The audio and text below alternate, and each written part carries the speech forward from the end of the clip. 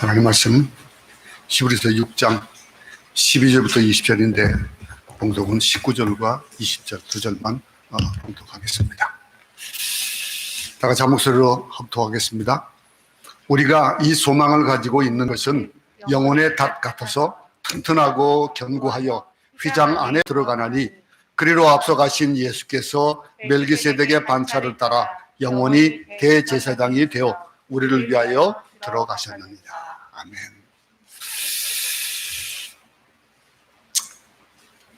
요한복음 14장 1절과 2절을 보면은 예수님이 사랑하시는 제자들에게 말씀하시는 것이 기록이 되어 있습니다. 너희는 마음에 근심하지 말라. 하나님을 믿으니 또 나를 믿으라. 그랬습니다.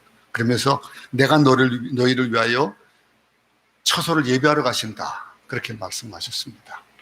그 말씀, 이 말씀이 참 중요한 의미가 있는데 이 말씀을 마치시고 나서 곧바로 죽으러 가셨기 때문에 그래요.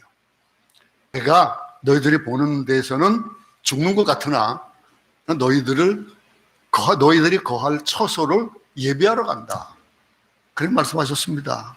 죽음을 앞두시고 제자들에게 말씀하신 이 말씀이 이제 시간이 얼마 지나지 않아서 나는 죽게 될 거다.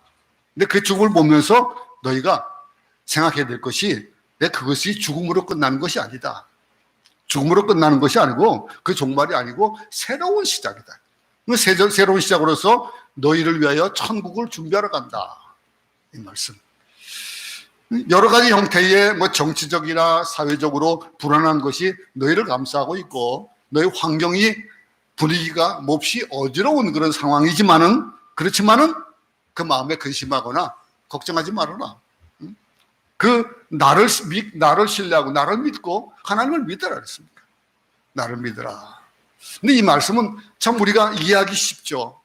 그 이야기가 되고 요한복음 14장에 나타난 말씀, 이 말씀이 근데 히브리서에도 똑같이 이 말씀이 있는 거예요. 똑같은 말이에요. 이 말씀이 우리가 알아듣기 쉽게 요한복음 14장에서 얘기했던 그 말씀, 그 표현이 사실 오늘 본문에도 똑같은 말씀으로 나타나는 겁니다. 이 히브리 말씀은 조금 알아들을 수 있는 그런 표현은 아니지만은 강조하고 있는 부분이 똑같다는 거예요. 다시 한번 읽어보면 19절 20절이 우리가 이 소망을 가지고 있는 것은 영혼의 닷 같아서 튼튼하고 견고하여 휘장 안에 들어가느니 그리로 앞서가신 예수께서 멜기세덱의 반차를 따라 영원히 대제사장이 되어 우리를 위하여 들어가셨느니라 라고 하는 이 말씀. 예수님 당시도 참 불안하던 시대예요. 어떤 것들이 안전하게 되어 있는 것들이 없는 그런 시대입니다. 불확실한 시대, 불안전한 시대, 불안한 시대. 그때나 지금이나 동일해요. 요즘은 또 더군다나 우리가 많이 불안해 하잖아요. 델타 플러스까지. 그 델타 플러스는 어떤 일입니까? 마스크를 끼지 않은 상태에서 그 병자가 지나가는 스치기만 해도 감염될 수 있는 그런 정도라고 하는 그런 것으로 지금 굉장히 막 아주 위기를 느끼고 살아가고 있잖아요. 작은 것 하나 봐도 그래요. 우리 환경, 물이 아무리 과학에 발달해도 이것 하나, 물론 백신 하나 만들려면 보통 한 10여 년이 걸린다고 그러지만은 이번에 한 1년 만에 그냥 뚝딱 만들어지긴 했지만은 이것도 믿을 수가 없잖아요.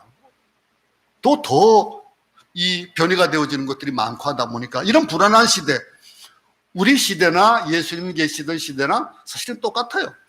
아마 어쩌면 더 불안한 그런 시대를 우리가 맞고 있는지도 몰라요.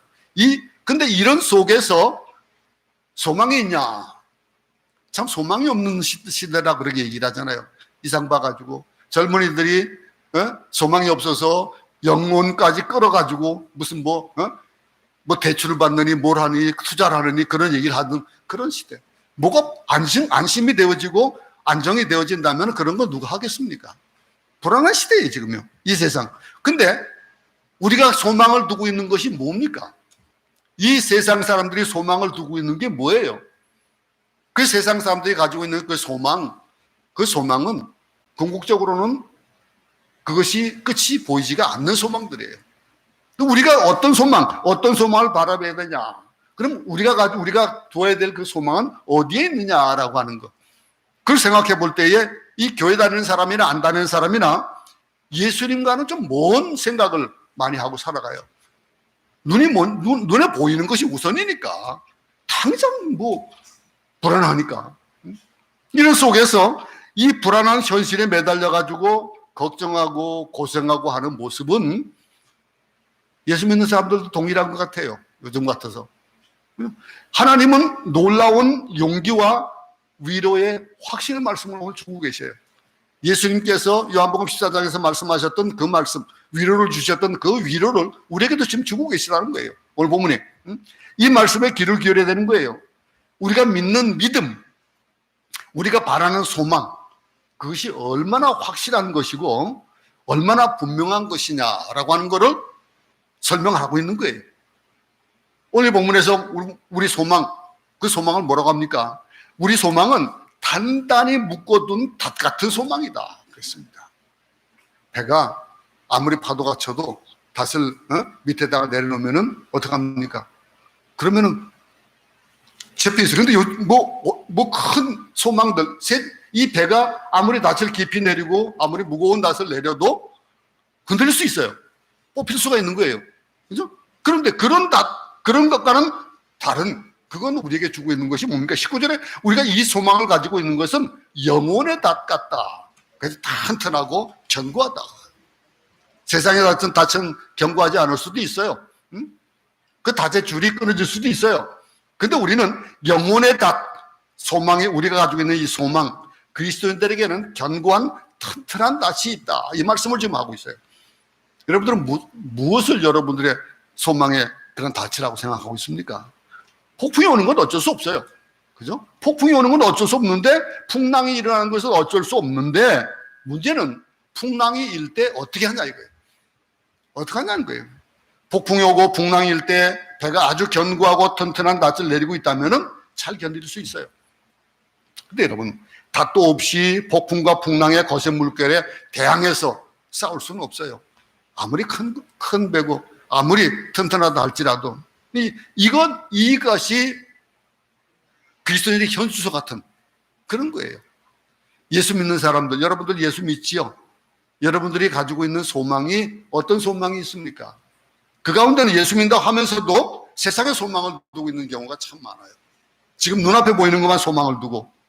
근데 이 성경에는요, 폭풍과 일수록 튼튼하고 견고한 영혼의 닷만이 우리의 소망이다. 그렇게 얘기해주고 있는 겁니다. 근데 어렵고 힘든 세대일수록 예수 그리스도의 영혼의 닷을 내리라. 이렇게 말하고 있거든요. 여러분, 이 소망의 확실성, 그것을 가르쳐주기 위해 가지고 뭐라고 합니까? 오늘 성경에서는 누구를 예를 두고 있어요? 아브라함의 예를 들고 있어요. 아브라함의 예를 들어주고 있습니다. 하나님이 아브라함에게 갈대아 우르를 떠나라고 그랬잖아요. 근데 갈대아 우르를 떠날 때에 무엇을 보여주고 어떤 계획을 일러주고 어느 곳에 갈지 알려주고 가라가지가 않았었습니다. 그 일들. 근데 뭐라고 했습니까? 떠나라고 하실 때 미지의 땅을 약속하셨어요. 그러면서 너는 복이 될 것이다. 내 후손들은 복을 받을 것이다. 우리에게도 동일한 말씀입니다. 내 민족도 복을 받게 될 것이고 내 민족으로 말미암아 많은 민족들이 복을 받을 것이다. 이런 약속을 하셨어요. 아브라함에게. 그 약속을 하시고 그러면서 떠나라고 했는데 사실은 불안한 상태로 떠나는 거예요. 갈 바를 알지 못해도 여기를 떠나라. 갈대아 우르를 떠나라. 먼저 그렇게 말씀하셨어요. 이것은 어떨 때 이게 가능할까요? 하나님을 믿고 신뢰하는 것이 없으면 가능하지가 않은 거예요. 여러분, 어떻게 이 세상을 살아가고 있습니까? 여러분들은 분명히 그냥 함부로 살지는 않을 거예요. 하루하루를 그냥 아무 뜻 없이 살지는 않을 거예요. 계획을 하기도 하고 살아갑니다. 근데 아브라함의 예를 보면요, 하나님이 출발시켜 놓은 다음에 한 번 약속하신 그 약속에 대한 것들을 4번이나 거듭해서 약속을 해주셔요. 그 약속을 반복해 주시는 거예요. 첫 번째 약속이 창세기 12장 7절에 나오는데 내가 이 땅을 내 자손에게 줄 것이다. 그렇게 약속을 하셨어요. 그리고 이어서 두 번째 약속은 17장 5절과 6절에 있습니다. 하나님이 이때에 하늘의 별처럼 바다의 모래처럼 너희 후손들이 창대하게 될 것이다. 너는 복이 될 것이다. 그렇게 말씀하셨어요. 그러면서 그것에 대해서 이어서 또 그 뒤에 또 18장 18절에서 강대한 나라가 될 것이고, 그리고 천하 만민은 그로 말미암아 복을 받게 될 것이다. 또 그렇게 약속했어요. 세 번째로. 그리고 네 번째 약속이 22장 16절부터 18절에 나오는 약속이 있습니다. 창세기에서 이 마지막으로 그 약속이 조금 독특해요. 특이한 약속을 합니다. 한번 우리 창세기 22장 16절 18절 한번 찾아보겠습니다. 성경을 찾아보겠습니다. 띄우지 않겠습니다. 창세기 22장 16절부터 18절은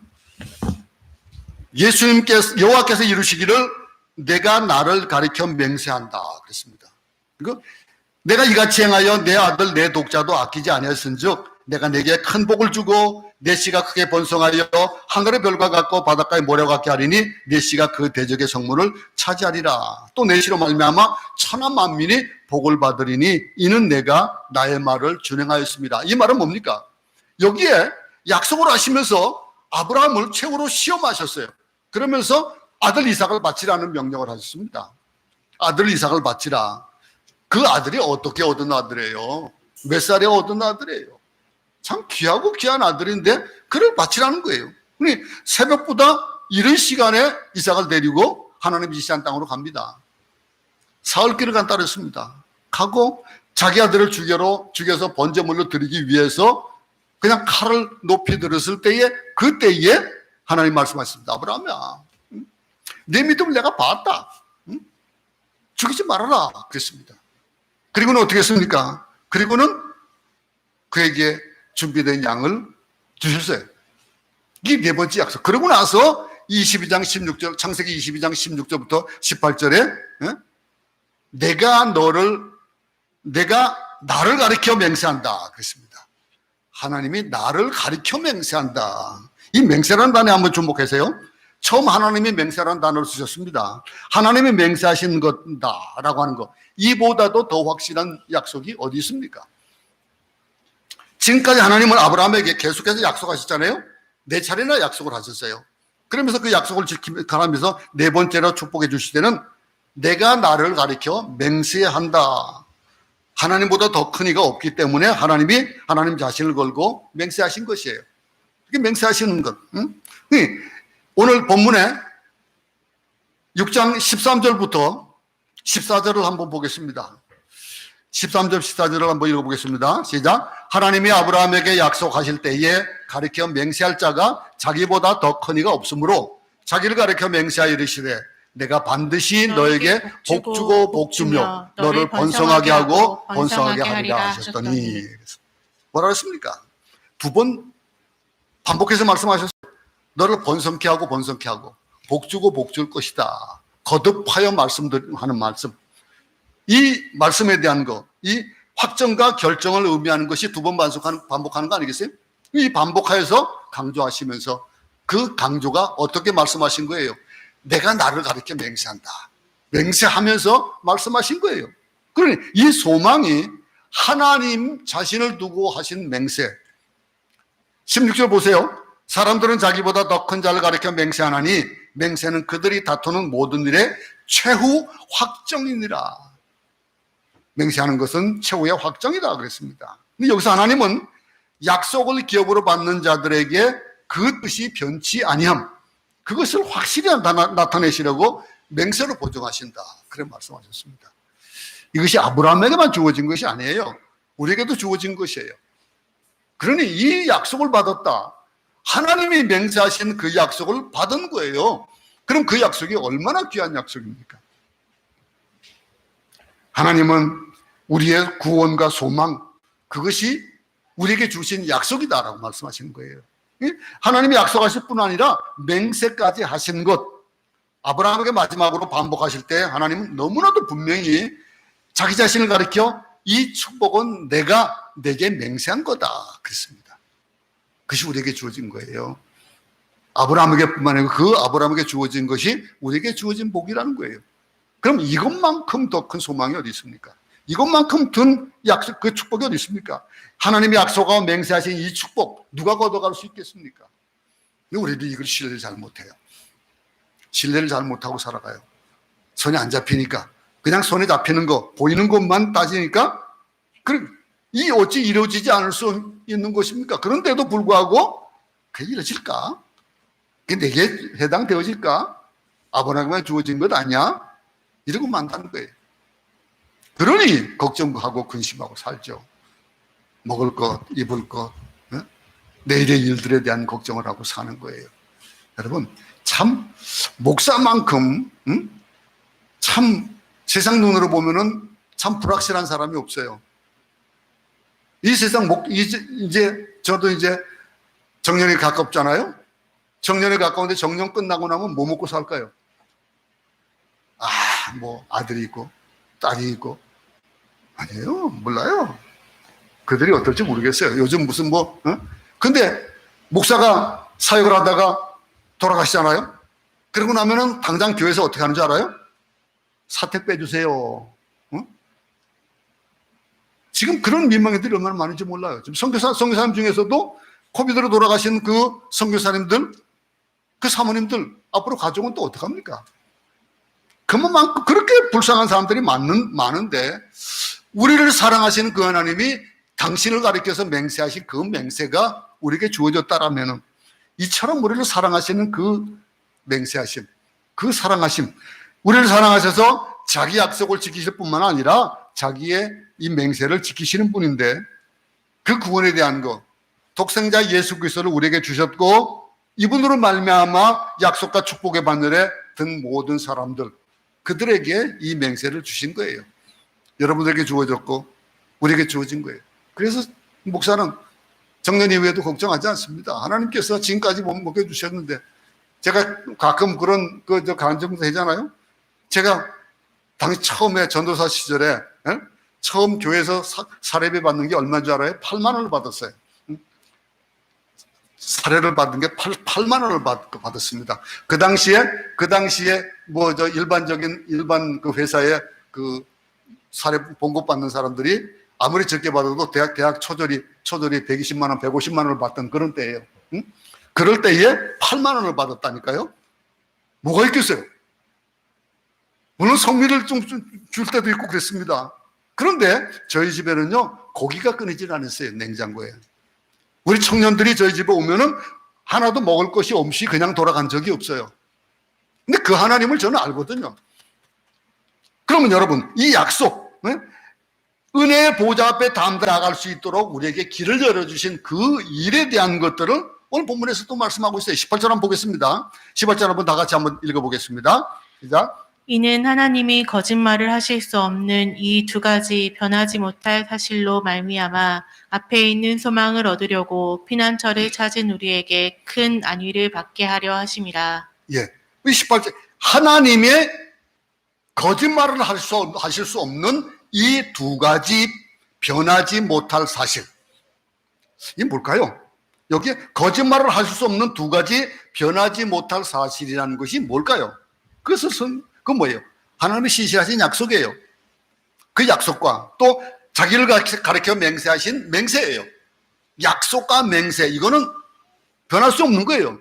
거짓말할 수 없는 거예요. 이 두 가지 분명한 하나님의 약속 위에, 그리고 하나님이 주신 그 축복의 맹세 위에 우리 신앙이 있다는 사실, 그 사실을 생각하면은 불안할 수 있겠습니까? 얼마나 안심할 수 있겠습니까? 여러분, 불안하고 염려와 근심이 많은 상황 속에서 하나님이 이 변함없는 이 약속의 말씀, 맹세의 말씀을 들으면은 죽는 한이 있더라도 이해할 수 없는 사건이 그냥 계속해서 수없이 일어날 수 있을지라도 신뢰할 수가 있는 거예요. 신뢰하고 안심 가운데 살아가는 거예요. 어떤 일이 있든지 우리가 신뢰하는 그 신뢰에 대한 것들을 한번 생각해 보시기 바랍니다. 여러분들 주위에 누구는 믿을 수 있고 누구는 믿을 수 없다라고 하는 그런 아마 경계들도 있을 거예요. 그럼 그 사람이 내가 믿는 것, 내가 정말로 신뢰하는 사람, 그 사람은 실수를 해도 믿게 되는 거예요. 근데 내가 믿지 못하는 사람, 그 사람은 겉으로 보이는 것이 뭐 성공한 같아도 내가 신뢰가 안 가는 사람들이 있어요, 이 세상 가운데. 안 그렇습니까? 내가 신뢰한다라고 하는 거, 이해할 수 없는 사건이 일어날지라도 우리가 신뢰하고 안심할 수 있는 것이 이 하나님 말씀, 거짓말을 하실 수 없는 두 가지, 변하지 못할 사실, 그 약속과 맹세. 아브라함이 이처럼 그 두 가지 약속과 맹세를 받게 된 이유가 있어요. 그 이유를 6장 15절에서 뭐라고 말씀하신 줄 아닙니까? 15절에 그가 이같이 오래 참아 약속을 받았느니라, 이 말씀이에요. 15절 말씀에서 이같이 오래 참았다. 아브라함이 갈대 우르를 떠나면서 하나님의 첫 번째 약속을 받았을 때에 그때의 나이가 몇 살입니까? 그때 나이가 75이었어요. 그러면은 그때부터 그 약속이 성취될 때가 언제입니까? 그것이 이삭이 태어날 때까지 보면은 몇 살이에요? 100세라예요. 그러면 25년이라는 세월이 흐르면서 그가 하나님을 신뢰했던 그 신뢰가 오래 참아라고 하는 이 말씀. 아브라함의 약속의 성취, 25년 동안 약속을 신실하게 기다리고 결국 그 약속을 받은 거예요. 거기에 대한 결과를 받은 거예요. 물론 도중에 이스마엘을 낳는 실수도 했어요. 그리고 또 뭐 도중에 애굽으로 도망가는 실수도 했어요. 그런 실수를 했지만은 그러나 25년 동안 자신과 싸우면서 인내했던 누가 이처럼 귀한 하나님의 축복과 맹세를 받을 수 있느냐라고 하는 걸 약속이 오늘 15절에서 얘기해 주는 것이에요. 이같이 오래 참아 약속을 받았느니라. 시간을 투자하셔서 하나님께서 우리를 만들어 가셔요. 여러분, 우리가 이 세상 살아가면서 어떤 사람은 하나님의 훈련 기간이 짧은 사람들이 있어요. 그 훈련 기간이 짧아서 정말 눈에 보이는 성장이 보이고 그 축복이 눈에 보이는 사람들도 있어요. 그런데 많은 사람들을 보면요, 하나님이 연단해가는 과정들, 그것이 보이거든요. 그 당시 본인은 모를 수 있어요. 근데 우리는요, 살다 보면요, 하나님이 저렇게 연단하시는구나. 그 결과를 놓고 봤을 때에 지나온 과정들을 보면서 이건 연단이었다라고 하는 것들을 우리가 알 수 있어요. 여러분들은 어떻습니까? 우리는요, 보통 한 2년, 3년, 길어야 한 5년 안에 그냥 크게 결정되어지는 단기에 뭘 이루고자 하는 그런 일들이 참 많아요. 그럼 여러분 가운데 혹시 주식을 하는 분이 있는지 모르겠습니다. 주식을 하는 사람들이 단기 투자를 하는 사람들은 큰 돈을 벌지 못한다잖아요. 지금 현재 안 되는 것 같을 때, 그럴 때에 안 되는 거를 사서 오래오래 두고 있다고 워런 버핏이 하는 그런 데잖아요. 자기는 안 되는 거, 지금 망해가지고 값이 싼 거를 그때 사서 그걸 오래오래 두고 있다는 거예요. 아브라함은 이 일들을 이뤄나가면서 하나님께서 그를 키워가시는 것이 25년이라는 그런 세월들을 가게 하셨습니다. 하나님의 시간을 투자하셔서 우리의 믿음을 키워주신다는 사실, 그 사실을 우리는 믿을 수 있기 바랍니다. 말씀 넘겨주세요. 하나님은 내 방법으로 응답해 주시는 것이 아니라 하나님의 방법으로 응답하시거든요. 그 하나님의 방법으로 응답하시는 그 응답에 대한 것, 여러분 체험하세요? 어떻습니까?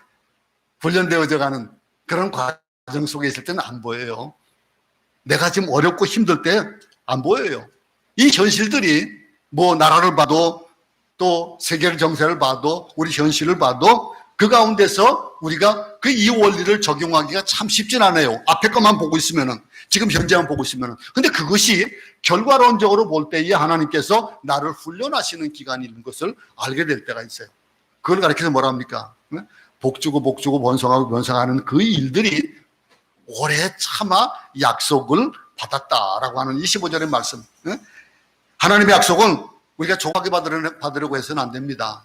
기도할 때에 끝까지 한번 여러분들 기도 제목을 적어놓고 한번 보세요. 어떨 때는 그 기도가 굉장히 오랜 후에 이루어지는 것도 있고 바로 응답해 주시는 것도 있지만은 그 모든 것을 보면서 인간의 역사만을 생각하면은 하나님의 개입이 중지되는 거예요. 그걸 느끼게 될 거예요. 내가 뭘 하려고 막 하면 할수록 하나님의 일은 딱 중지가 돼요. 그리고 그 일이 내가 아무것도 할 수 없습니다, 하나님 해주세요라고 할 때에 그때에 그것이 이어져 나가는 걸 봐야 돼요.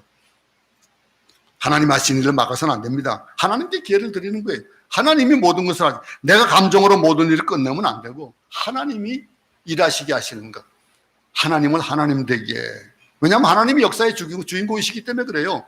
내가 주인이 아니에요.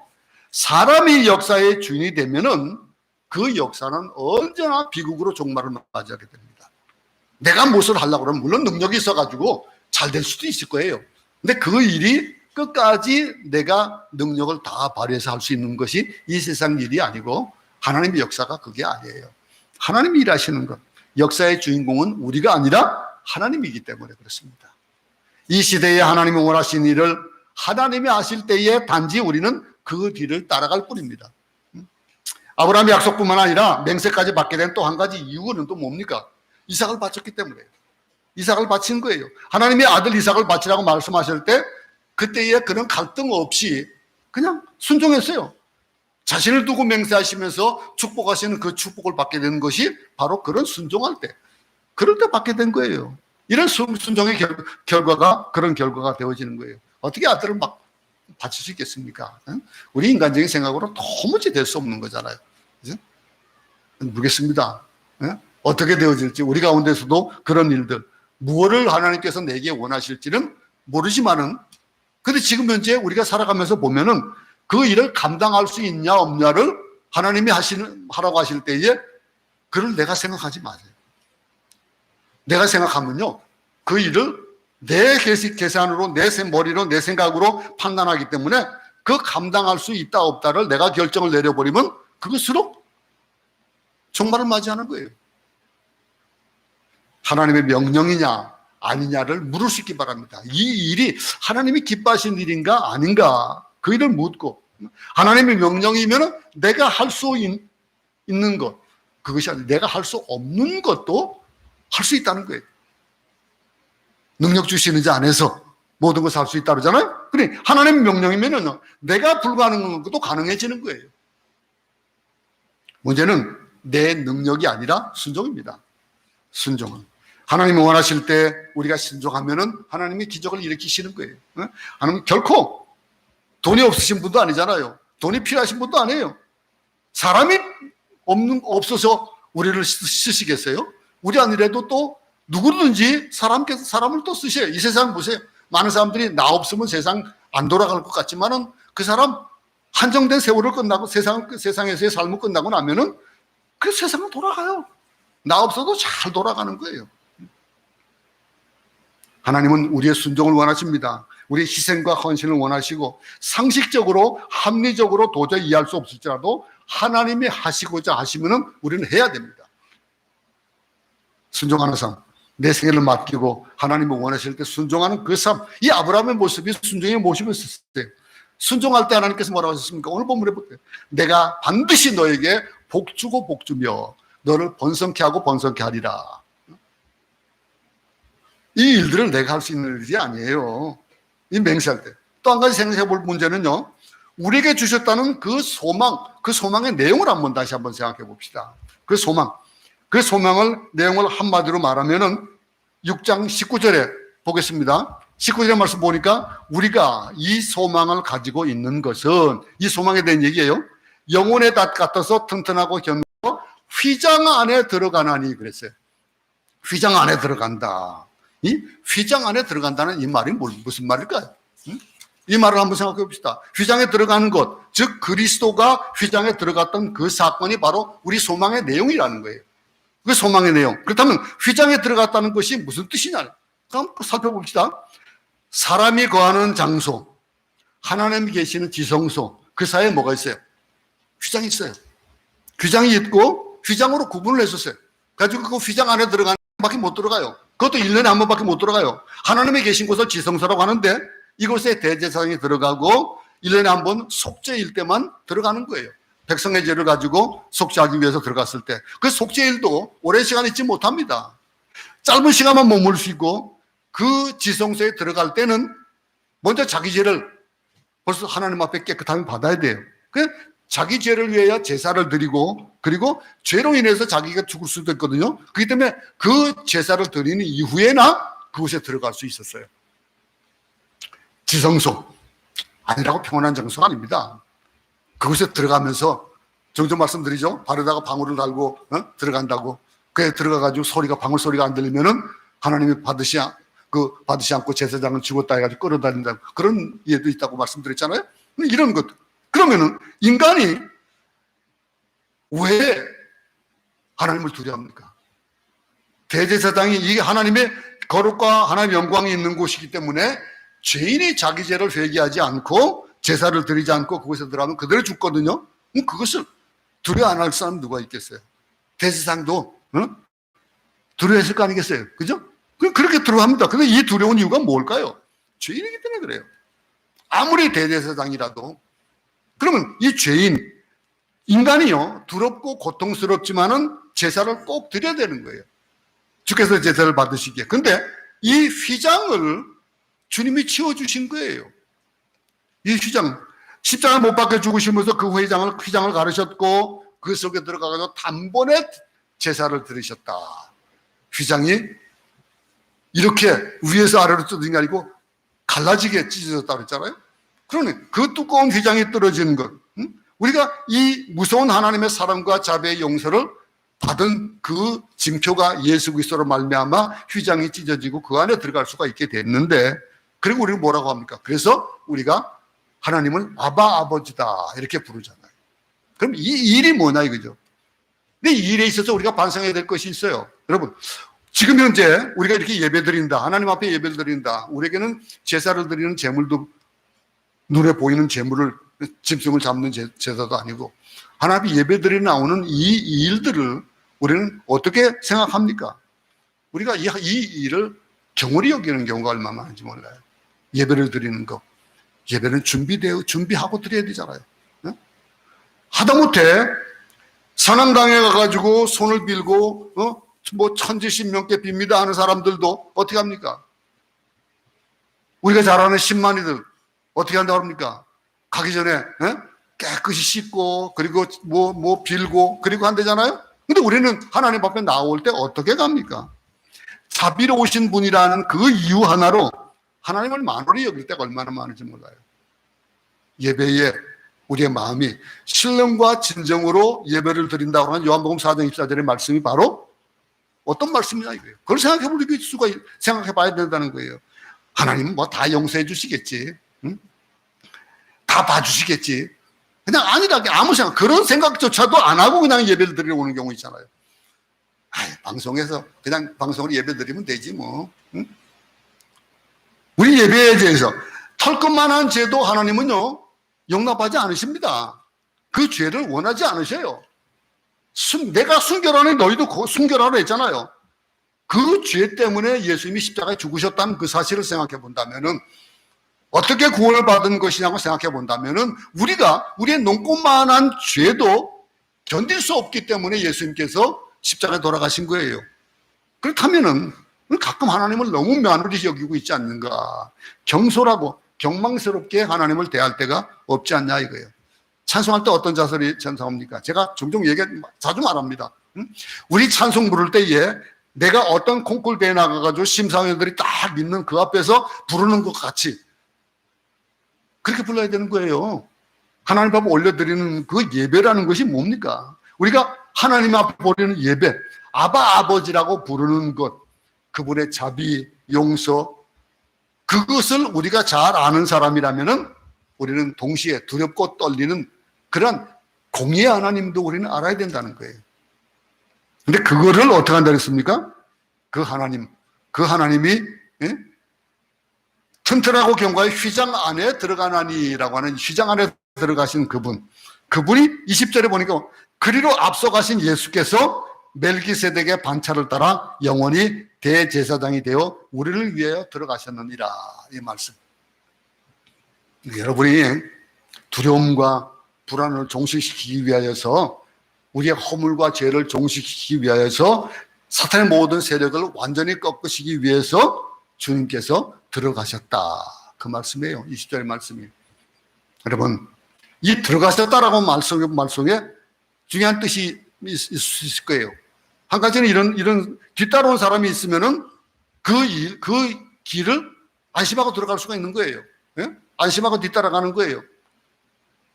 앞에 간 사람이 있으니까. 그러면은 이 따라갈 수 있는, 안심하고 따라갈 수 있는 그 일이 뒤따라간다라고 하는 거. 들어가셨다라고 하는 거. 예수님이 이미 들어가셔서 준비하신 길을 안심하고 따라갈 수 있는 거예요. 그게 이 불안한 세상을 안심하고 사는 겁니다. 죽음에 대해서도 두려워하지 않고 마음의 평화를 유지하면서 살 수 있는 것. 하나님을 신뢰하는 그 신뢰가 있으면 그게 가능하다는 거예요. 여러분, 우리는 죽으면 천국에 가죠. 그렇기 때문에 죽음에 두렵지 않고 오늘 불치병 진단을 받는다 할지라도 평안하게 살아갈 수 있는 것. 그 믿음을 가지고 자라가는, 우리가 더 이상 낯선 존재가 아니고 정말로 자비롭고 사랑 많고 은혜로우신 아버지, 그분이 대제사장이 이렇게 문을 열어놓으셨기 때문에 그 은혜의 보좌 앞에 우리가 담대히 나갈 수 있다라고 하는, 들어가셨다라고 하는 그 의미에 대해서 우리가 안심하고 또 우리도 들어갈 수 있는 거예요. 그리고 또 한 가지는 불안과 두려움을 제거해 주신다는 그것을 또 우리가 생각해 볼 수 있을 겁니다. 예수 믿는 사람의 표적 중 하나가, 예수 믿으면 보통 어떤 그런 그 표현을 합니까? 예수 믿으면 뭐가 좋아요, 뭐 복 받아요, 뭐 그런 것만. 예수 믿으면은 평안함을 누리는 이런 일들을 여러분들은 많이 느낄 겁니다. 평안함이라고 하는 거, 마음의 평화. 평화로다. 그 평화. 우리 주님이 휘장을 열어놓으셨기 때문에, 우리의 죄를 제거해 주셨기 때문에 평안한 마음으로 이 불안한 시대를 살아가는 거예요. 하나님 앞에 나아가는 그 날. 풍랑은 세차게 아직도 붑니다.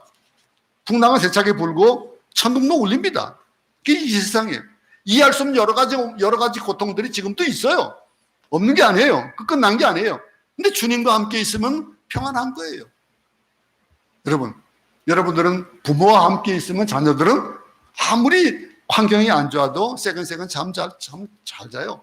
안 그렇습니까? 우리가 믿음에 어떤 믿는 구석이 있으면 어떡합니까? 참된 소망이 우리 안에 넘치는 것, 이거를 발견할 수 있는 것, 우리에게 주어진 겁니다. 땅에 있지만은 하늘을 보면서 살아가는 것, 세상 속에 있지만 세상 안에 빠지지 않는 것. 이 세상이 정말로 소망이 없는 그런 세상이지만은 우리는 소망이 있잖아요. 그 소망, 이 17절에 하나님은 약속을 기업으로 받는 자들에게 그랬습니다. 이 약속을 기업으로 받는 자들, 그 뜻이 변하지 않음을 충분히 나타나시려고 그 일을 맹세로 보증하셨다 그랬잖아요. 그 보증을 우리에게 주어진 거예요. 그렇다면은 여러분, 이게 우리의 축복이 아닙니까? 그렇다면은 신뢰하고 따를 수 있는 것, 우리의 소망이 뭡니까? 여러분들의 소망이 뭡니까? 예수님이 멜기세덱의 반차를 쫓아서 영원한 대제사장이 되셨다라고 하는 의미가 뭘까요? 우리의 소망과 또 구원이 이 땅에서의 삶으로 끝나는 것이 아니라 영원히 이어진다라고 하는 것. 이 대제사장은요, 일반 세상에 있는 아론의 반열에 있는 대제사장은 어떡합니까? 그는 언젠가는 죽을 거예요.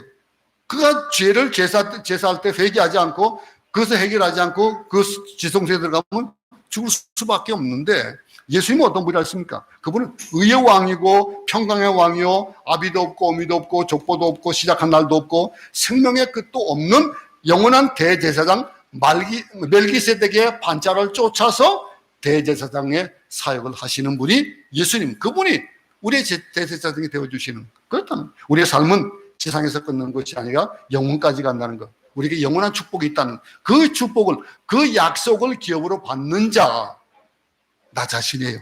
여러분 개인이에요.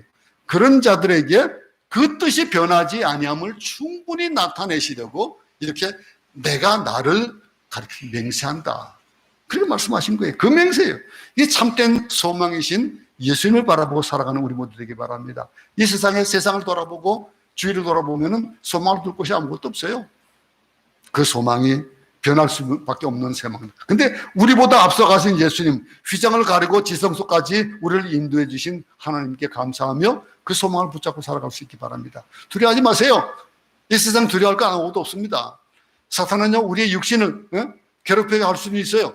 근데 그러나 우리의 영혼은 그런 손못됩니다. 우리가 영원한 대제사장 되신 그분이 하나님만 바라보며 살아갈 수 있도록 하셨다고 하는 것, 우리가 이 소망을 가지고 있는 것, 그는 영혼의 닷 같아서 튼튼하고 견고하다 그랬습니다. 튼튼하고 견고한, 흔들림 없는 그런 삶이 우리의 예수 그리스도의 반차를, 멜기세덱의 반차를 따라서 영원히 대제사장이 돼서 우리를 위하여 들어가셨다 그랬잖아요. 그러니 그 예수님을 바라보면서 이 한 주간도 소망 가운데 살아갈 수 있기 바랍니다. 소망 없는 자 같이 바람 불고 퐁퐁일 때에 그냥 휘둘려 돌아가는 그런 삶이 아니라 정말 견고한 닻을 내린 영원한 그런 예수님을 바라보며 살아가는 우리 모두가 되기를 간절히 소원합니다.